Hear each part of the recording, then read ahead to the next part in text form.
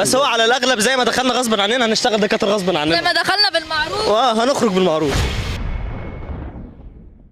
طبعا النهارده معانا الدكاتره اللي منورين كل حته وكل مكان من امام جامعه 6 اكتوبر. النهارده اليوم العالمي للتخرج للطب البشري. مبروك. الله يبارك فيك يا شكرا. مبروك. الله يبارك فيك. الله يبارك فيك. ناويين ان شاء الله تشتغلوا ايه؟ لا هنام بصراحه. هنام بصراحه والله السنتين الجايين. والله بفكر لسه مش عارف، يعني ممكن انام برضه. ممكن هسيبهم يناموا لوحدهم يعني.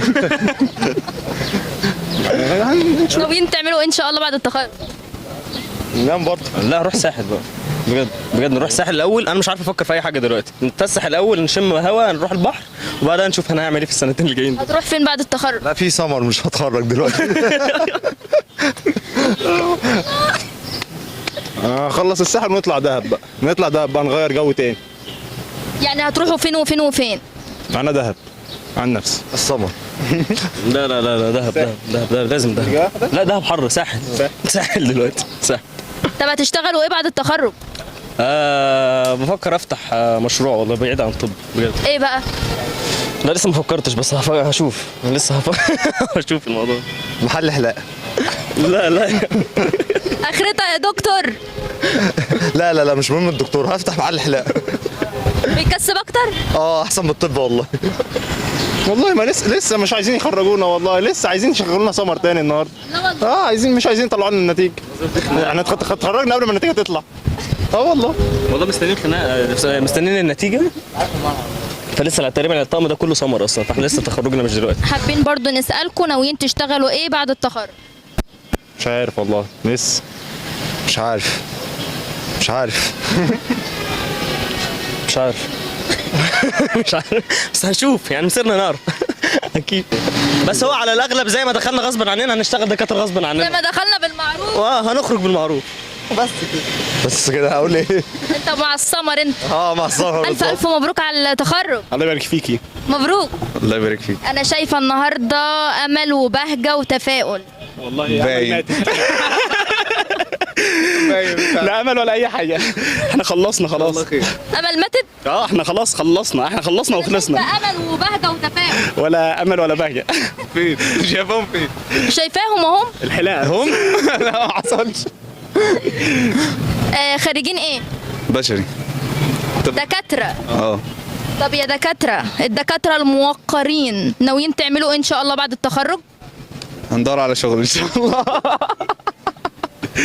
لسه اكيد يعني لسه في سنتين امتياز ولسه شويه، وبعد كده سنه تكليف، وبعد كده ادينا ويديك طول العمر بقى ربنا يعني. يعني انتوا حاطين امل ان انتوا تشتغلوا؟ اكيد طبعا. هتشتغلوا؟ هنشتغل ان شاء الله. ان شاء الله. طب هتشتغلوا ايه؟ نشتغل ايه؟ دكاتره يعني، نشتغل سباكين. دكاتره. دكاتره يعني هنشتغل سباكين. هتشتغلوا دكاتره؟ اكيد دكاتره المفروض بقى. مش عارف. هتفتحوا عيادات ولا هتعملوا ايه؟ عيادات بقى، مستشفيات، زي ما تيجي ان شاء الله، ربنا يسهل باذن الله. اكيد مش هاخد 7 سنين وسنه تكليف وبعد كده ما اشتغلش يعني. بكل ده. بس اكيد يعني. متاكد ان انت هتشتغل؟ لا متاكد ان انا هشتغل. ان شاء الله. تشتغل دكتور ولا تمرجي؟ دكتور ان شاء الله. والله انا شايفه نظره امل ونظره تفاؤل، وان شاء الله تبقوا دكاتره المستقبل. خير ان شاء الله باذن الله يا رب. حابين توجهوا اي حاجه لكل الناس اللي المفروض هتتخرج؟ انا عندي ما حدش يدخل عيل عنده طب، ما حدش يدخل عيل عنده طب. اللي خلف ولد ما يدخلوش. اسمعوا مني اللي عايز يربيه يعني بالظبط. لو مش متربي يربيه كده يدخله طب، لكن غير كده ما. رساله من الشباب البشري اللي ما ترباش يخش طب. بس كده، دي الرساله تمام. بس كده تمام كده. يعني اللي ما ترباش يخش فين؟ يخش بشري. بالظبط، يخش بشري عشان يتربى. شكرا جدا. العفو. الف الف مبروك على التخرج. ربنا يبارك فيك يا رب، تسلمي. معانا دكتور بشري صح كده؟ لا دكتور صيدلي. صيدلي؟ اه.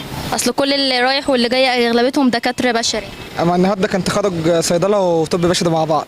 قول لي بقى ناوي تعمل ايه بعد التخرج؟ يعني ربنا يسهل ان شاء الله، نشوف سوق العمل في ايه حاليا ونتجه مع سوق العمل، يعني سواء بقى كوميونتي كلينيكال على حسب اللي موجود يعني، او سفر بره مصر ان الف شاء الله. مليون مبروك على التخرج. الله يبارك فيك. متخرج من ايه؟ صيدله. ناوي بقى تعمل ايه بعد التخرج؟ يعني ننام كده في البيت سكة سنة سنتين ولا حاجة، وبعد كده نشوف الدنيا بتقول ايه. هتشتغل ايه؟ يعني ممكن نجار مصلح، أنا بقول لك متخرج من صيدلة. بس مش عارف والله، لسه السوق الكبير وفي حاجات كتير، فلسه مش عارف يعني، ممكن لسه ما حددتش مجال يعني. لسه ما حددتش مجال. انت ممكن اصلا ما تشتغلش في الدكتورة صح؟ والله احتمال وارد بس مش اكيد يعني. بس هو الفكرة وقت ما هيتاخد قرار زي كده سواء انا او غيري، هيكون بسبب ان هو شايف ان الموضوع ما بقاش مجدي مثلا، خصوصا ان اعداد الصيادلة زادت وكده، فهي دي بس الفكرة. شكرا جدا. العفو جدا.